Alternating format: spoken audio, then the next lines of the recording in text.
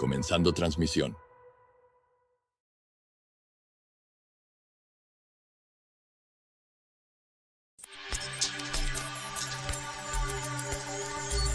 Space, Dream, News.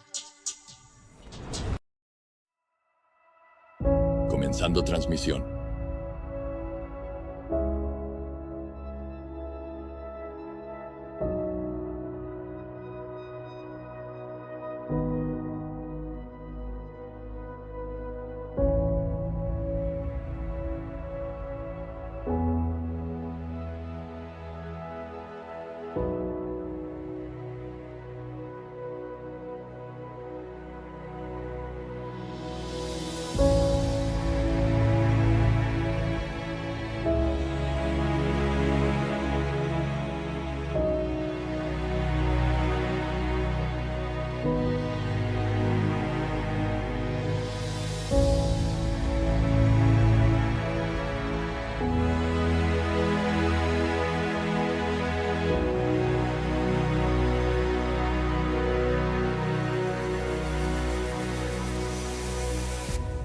Comenzando transmisión.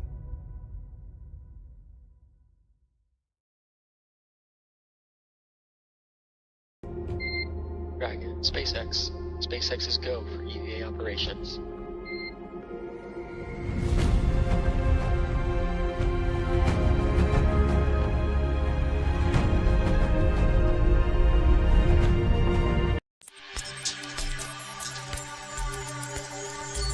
Space, Dream, News.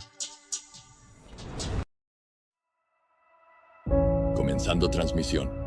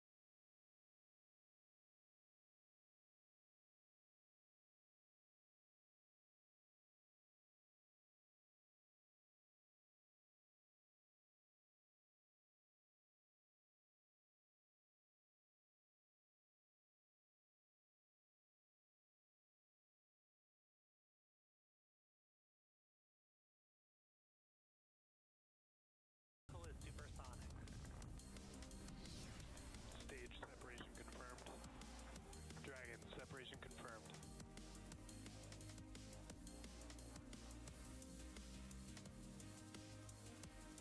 Stage 1 is transonic. Landing legs have deployed. And Falcon 9 has landed. Hi everyone. Thanks for joining us today for our launch of the European Commission's Galileo-L13 mission. Falcon 9 is set to lift off from Space Launch Complex 40 at Cape Canaveral Space Force Station in Florida, just over 9.5 minutes from now. My name is Ronnie Foreman, and I'm a Senior Sales Manager here at SpaceX. Today's mission is an exciting one. Not only is this mission expected to be our 385th operational mission to date and 90th of 2024, this will also be the 22nd flight of the Falcon 9 booster supporting today's launch. We'll be ending the webcast tonight after booster landing at the request of our customer, so keep an eye on X for confirmation of payload deploy. Unlike the previous Galileo mission, which SpaceX launched in April of this year, today we will be attempting to recover the Falcon 9 booster on your screen. Tonight we'll be using our drone chip. Just read the instructions. Now, as the countdown ticks on, let's take a moment to meet the vehicle and learn a little bit more about what makes Falcon 9, and this booster in particular, so unique. Falcon 9 is a two-stage rocket that is designed and manufactured by SpaceX for the reliable and safe transport of people and payloads into Earth orbit and beyond. It is also the most flown U.S. launch vehicle ever. It is also the first and currently the only orbital class rocket capable of reflight. The entire rocket stands about 229 feet tall, which is roughly the height of a 21-story building.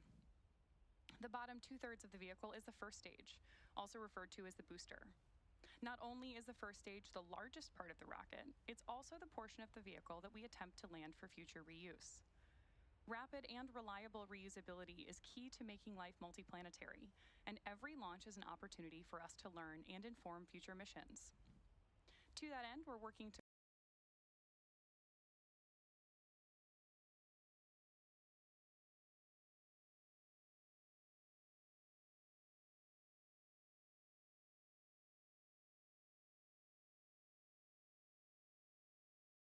could provide the additional performance needed to deliver the payload to a higher energy orbit. While the booster for Galileo-L13 was expended, the data from that mission was still used to help inform changes that will allow us to safely recover and reuse the booster for today's launch. Today's re-entry trajectory will result in higher heating and dynamic pressure on the booster than many of our previous landings. Although the re-entry conditions are on the higher end of past missions, they're still acceptable for flight. And since it's not often that we have a landing attempt that tests the bounds of recovery, this is an extremely valuable opportunity for us to gather actual in-flight data on how the rocket performs in elevated entry conditions. What we learn today will help us innovate on future vehicles.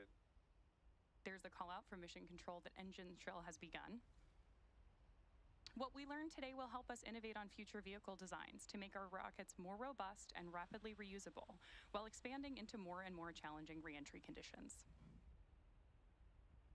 Now turning our attention back to the pad, above the first stage is our second stage, which has a single Merlin vacuum, or MVAC engine on board, that ignites after the first stage separates. This second stage is what will carry today's Galileo payloads to orbit. And located above the second stage is the payload fairing. At 17 feet... Stage 1 RP1 load is complete. Call out for RP1 completion on board our first stage there.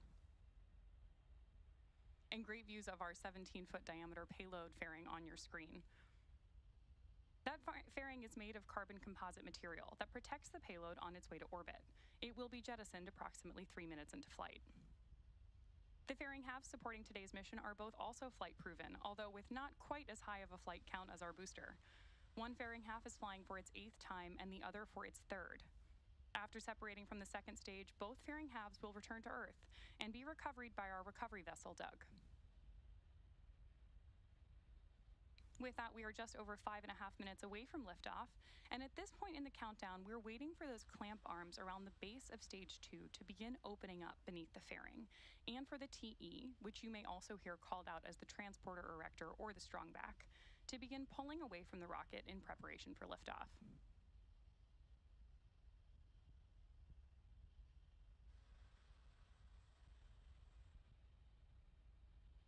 Gorgeous views of Pad 40 there on your screen, too.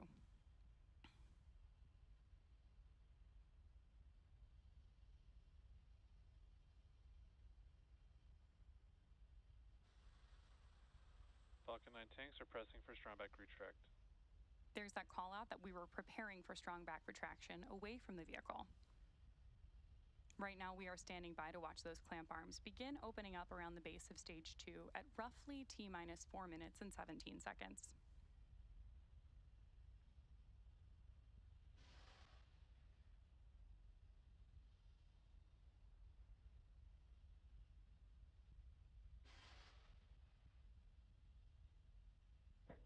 Strongback retract is starting. Confirmation from Mission Control that strongback retract has begun.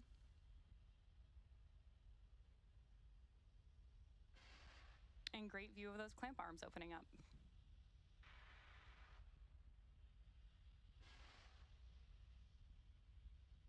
As always, the white clouds you see forming around the vehicle are totally normal.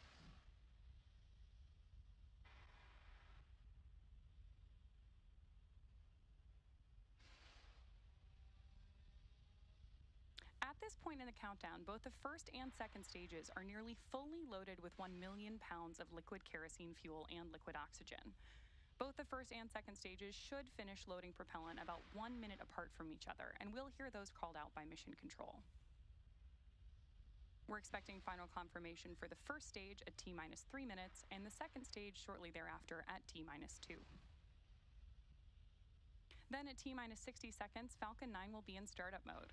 This means that the rocket's autonomous internal flight computers have taken over the launch countdown.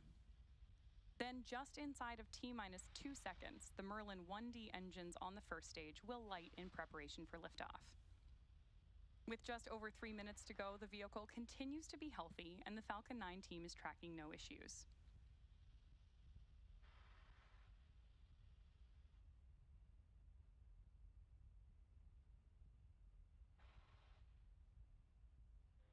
Stage 1 LOX load is complete. There's confirmation of LOX load complete on board the first stage. Now, on board Falcon 9 tonight, there are 2 Galileo satellites, which we should have a view of here in just a second. Galileo is a flagship program for the European Union and one of several global navigation satellite systems, together with the United States' GPS, Russia's GLONASS, and China's Beidou systems. There is that photo of those 2 Galileo spacecraft. This photo was taken earlier this week during encapsulation. The Galileo program currently consists of more than 30 spacecraft that serve approximately 4 billion users. Galileo's open service began in 2017 and provides meter-level accuracy for end users, while the system's high-accuracy service provides sub-meter level accuracy. Each Galileo satellite weighs approximately 700 kilograms and contains 2 payloads, one for navigation and another for search and rescue. Each spacecraft also has 4 atomic clocks that are accurate to within a nanosecond. Tonight's Galileo-L13 mission is Falcon 9's second launch supporting the Galileo program. Stage 2 LOX load is complete. There's confirmation of Stage 2 LOX load complete. These 2 Galileo satellites are destined for a medium Earth orbit, sometimes called MEO, of approximately 23,200 kilometers. Ground gas closeout. Confirmation of ground gas closeout completion. And with that, we are standing by for that call out that Falcon 9 has entered startup mode.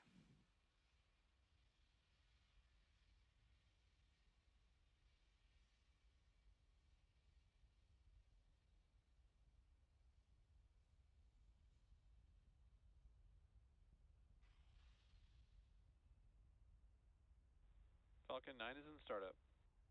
Confirmation that the onboard flight computers have taken over the countdown. So with that and this beautiful view on our screen, we are standing by for our launch director's final go for launch. Go for launch. Right on schedule. So with that, all systems are go for launch of Falcon 9 and Galileo L13.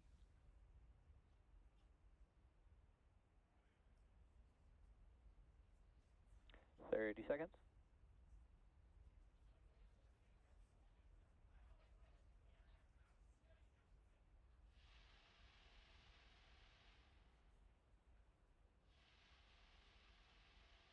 15 seconds.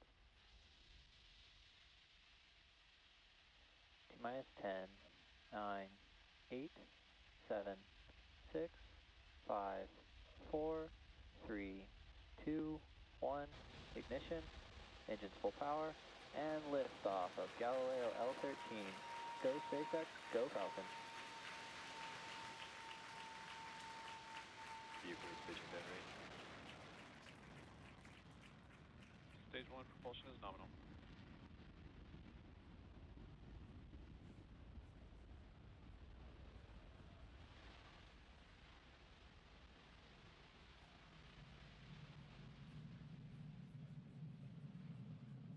These beautiful tracking views, of course, mean that Falcon 9 has successfully lifted off from Pad 40 at Cape Canaveral, and the vehicle is throttling down its first stage engines as it prepares for max Q, about 1 minute and 10 seconds into flight.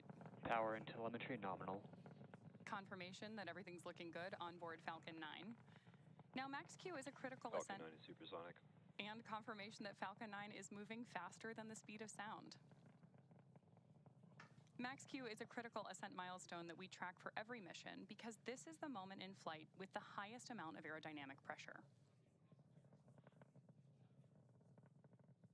Max Q. And with that confirmation, we have 3 events coming up in quick succession, starting with main engine cutoff, stage separation, and then second engine start 1.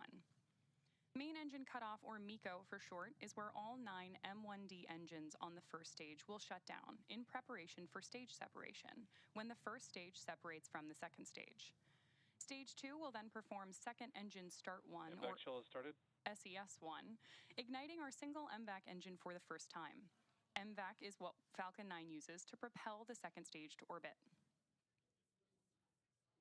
After that, we'll also keep an eye open for fairing separation, as we are expecting to see the fairing halves separate a little less than a minute after SES1.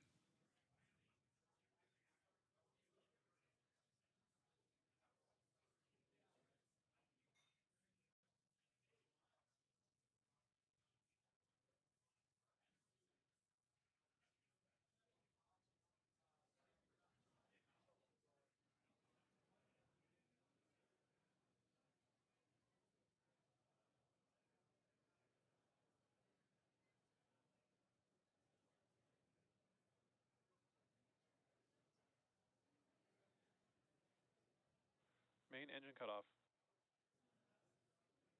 Stage separation confirmed. MVAC ignition. So there we have confirmation of main engine cutoff, stage separation, and SES1.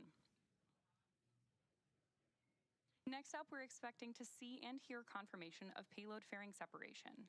We are attempting to retrieve these fairing halves once they fall back down to Earth using our recovery ship, Doug.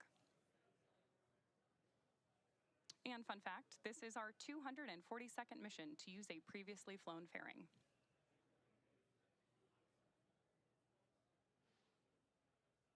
While we stand by for fairing separation, we do have great views on your screen right here. Nominal trajectories. And confirmation of nominal trajectories for both vehicles.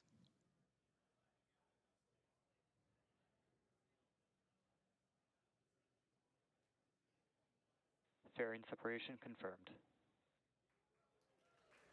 Great view and audio there from Mission Control of fairing separation. Now from here on out, our 2 stages are following different trajectories. As the first stage prepares for its landing attempt on our drone ship, just read the instructions, and the second stage continues taking the Galileo payloads to orbit. Great view of our first stage as it starts making its way back to Earth here. Those grid fins that you can see on the side of the booster are about 4 by 5 feet. Just for reference, that's about the size of an average coffee table.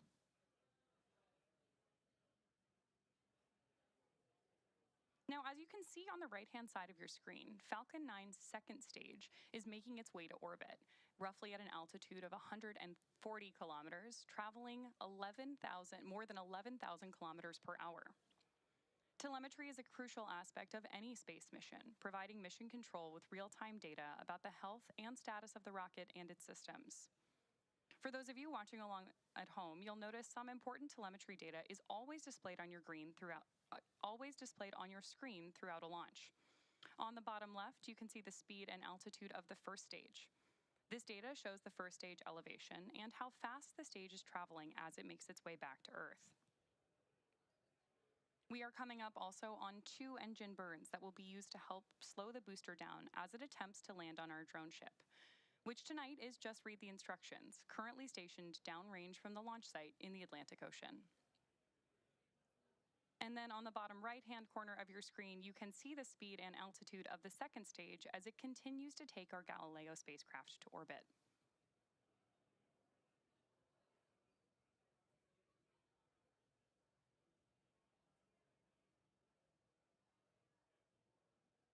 We are just over 5.5 minutes into today's mission, and in case you're just joining us, we did have an on-time liftoff tonight at 6:40 p.m. Eastern from Cape Canaveral Space Force Station in Florida, followed by successful main engine cutoff, stage separation, and second engine start 1. Quick correction there, sorry, 6:50 Eastern liftoff. And now we are standing by for our first stage reentry and landing. Nominal trajectories. And confirmation that both vehicles are still on nominal trajectories. To start the upcoming entry burn, we'll relight 3 of the M1D engines on board the first stage. Stage 1 entry burn startup. Right on schedule. Stage 1 FTSO safed. We need to do this entry burn to help slow the vehicle down as it passes back into the Earth's atmosphere to reduce re-entry forces. That will help us in turn recover and reuse this booster on future flights.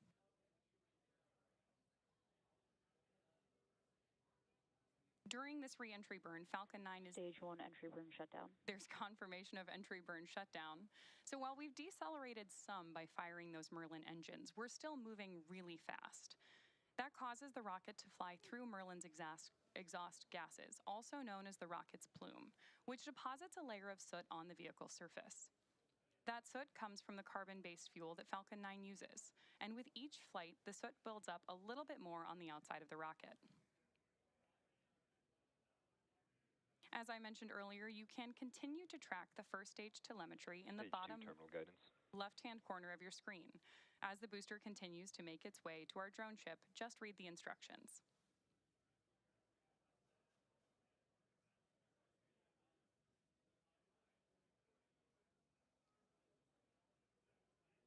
Reusability is key to lowering the cost of spaceflight, which enables more investment in critical space infrastructure. The Falcon 9 first stage supporting today's mission has now performed its entry burn for the 22nd time. Stage 1 transonic.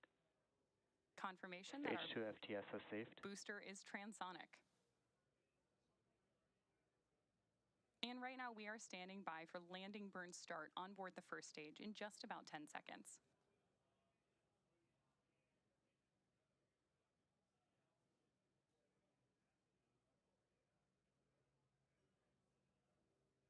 Stage 1 landing burn. Confirmation of landing burn startup.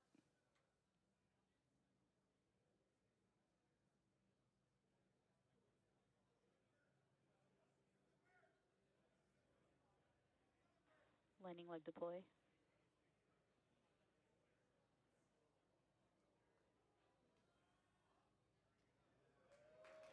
Stage 1 landing confirmed. And confirmation of first stage landing. This was the 22nd launch and landing for this first stage. This landing marks SpaceX's 349th recovery of an orbital class rocket, including first stage landings for Falcon 9 and Nominal Falcon orbit Heavy, insertion. and confirmation of nominal orbital insertion by our second stage.